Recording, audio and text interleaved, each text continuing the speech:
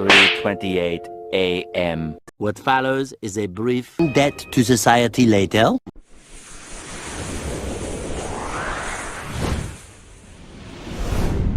Flashback. And we have 2 left, and I don't see where they go.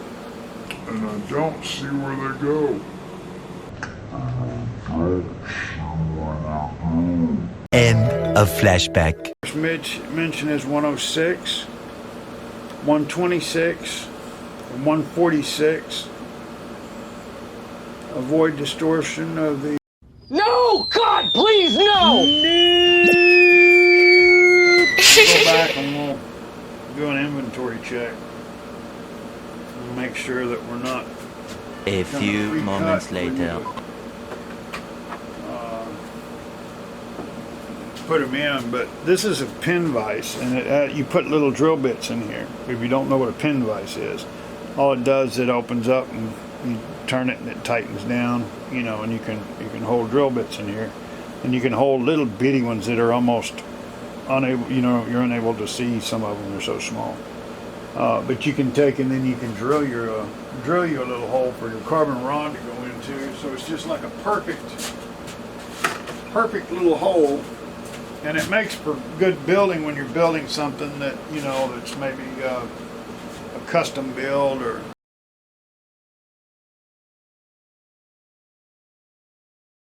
first thing I'd do is I'd take all the pieces out and make patterns. And then when I wrecked one, which happened all the time, then I'd go down and get me some Dollar Tree foam board and just make me another one. Oh. What they're trying to do is they're trying to get you to go from here to these points where they all kind of meet. But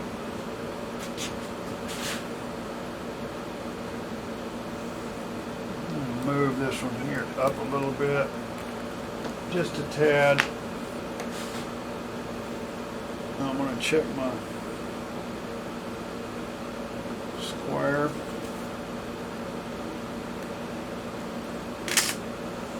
Square.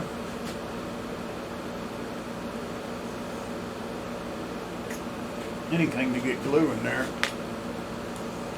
Stay there. Stay there. I do not like this dadgum bottle. Kind of remember that happening with these little pump bottles. This stuff's like $4 or $5 a bottle. Love the way it smells though.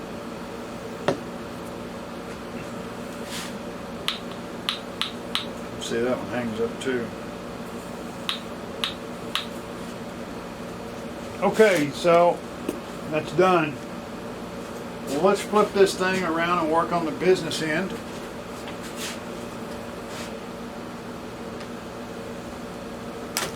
Let's get the plane crane to flipping this thing around.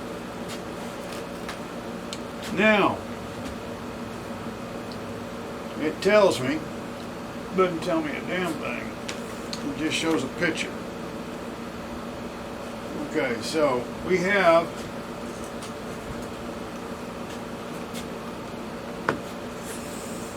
a motor mount made of foam. And they have 2 of them.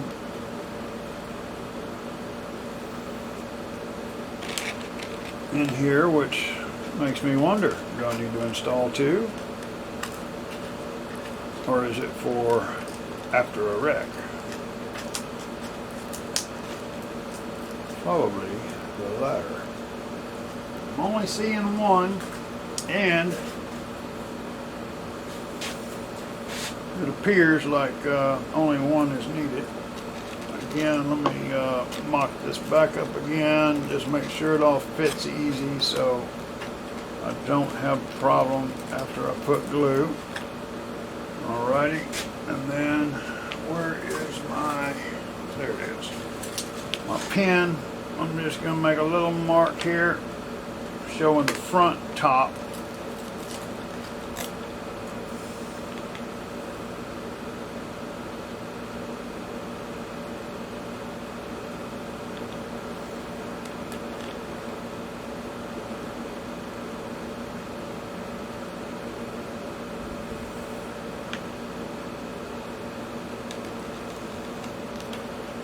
Not that I really needed to, because I didn't sit it down and come back to it. I'm a little nervous about mounting this on there before I mock this up. And this motor is screwed on. I don't know if we're focusing here, but these little bitty, they look like little wood screws. And, they have these long ears on here, and that's actually for a reason. I'm going to throw this away, but I'm going to teach you a little trick real quick. If you ever get tape that, you know, when you're trying to tear it off, it just keeps splitting to the sides or whatever, put it in the microwave for a couple of minutes or a couple of seconds, and what it'll do is it'll soften that damn glue up. Works real good on like masking tape. So that's what these long pieces are for. So you can tape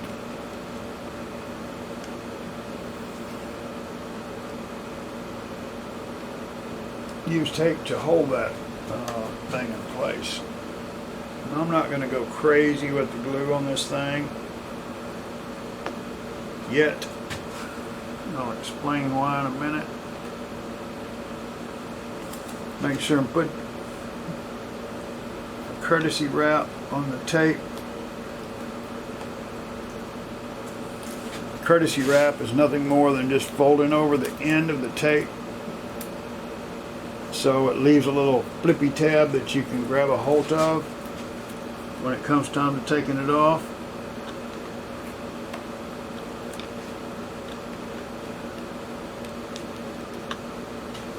You want to make damn sure you don't get any super glue on this side of this mount. If you do, the motor will not sit flat, and you're going to have big problems. Super problems.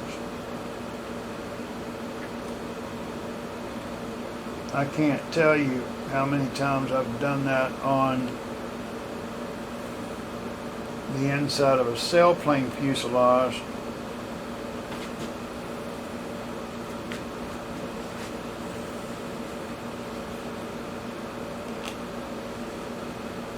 Trying to glue in the firewall, and then when you put the motor in, because you know you put it in there and you glue it from the inside and everything's so tight, then when you go to put the motor in, you got a little glob of glue, and it'll be enough to where you can't even get the screw started. It's horrible.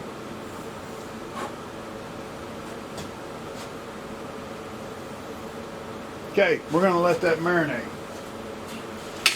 We are going to move on. Matter of fact, I'm not even going to put a screw in that thing until tomorrow. I'm going to add more glue before we leave. Now, last night you did miss, after I turned the cameras off, when I had this thing flipped over upside down, I went from front to rear on the seams, and I ran glue all the way down the sides. I'm going to fill that slot full of glue.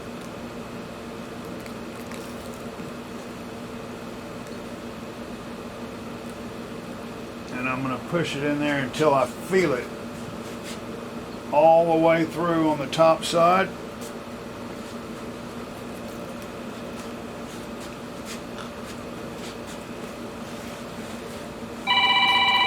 Uh-oh. Uh-oh.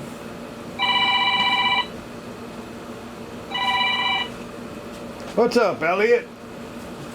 Keep your cats quiet over there. Man, I didn't know we had loud cats. It's tonight. Tonight. I'm surprised you didn't get that thing call. No, I don't think that's my cat, man. It sounded like it was over here.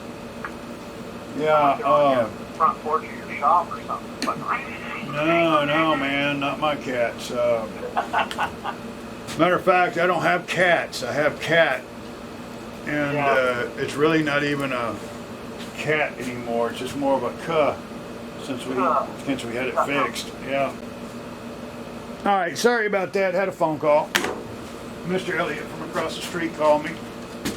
While I was on the phone, I built these. So there's two different kinds of brakes. There's the 342, this little rectangle deal like that. There's two of these in the kit. And what you want to do is you want to put the thing, I think, dadgum, I think I got this one backwards. Damn sure did. Yep. So you want to be able to see 342 when you're looking at it from the back.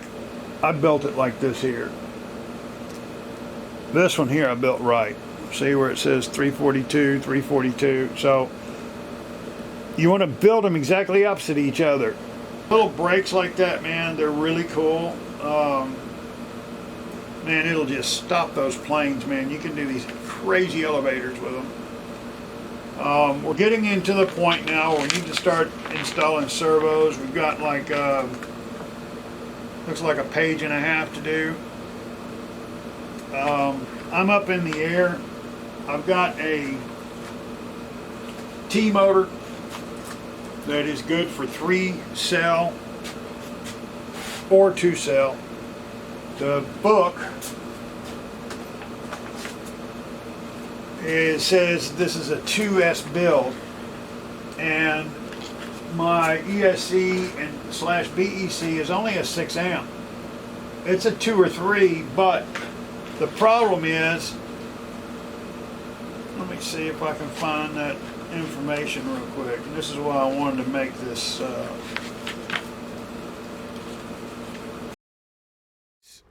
is a watt meter. This is a tool that's a must-have for anybody that flies electric RC airplanes. Oh. There is also a website that I've been a member of and a supporter of ever since I got back into the hobby. The name of it is eCalc.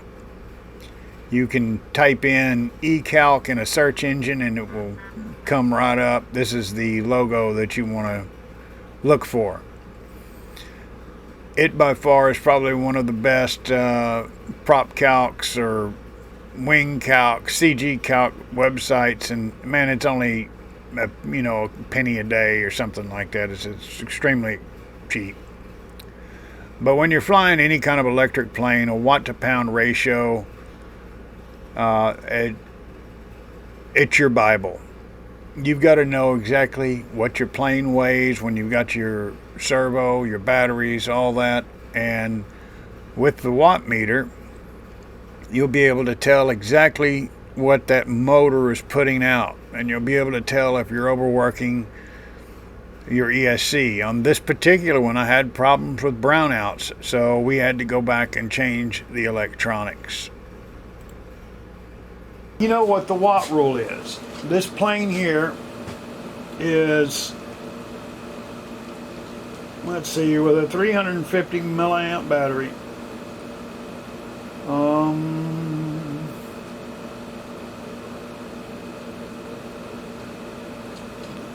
My flying weight is 115 to 140 grams.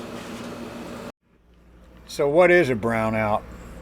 A brownout is something that will grab you by surprise. When you've got throttle applied to the engine and you're drawing power through the ESC, and then you go to move the servos, everything will just shut down.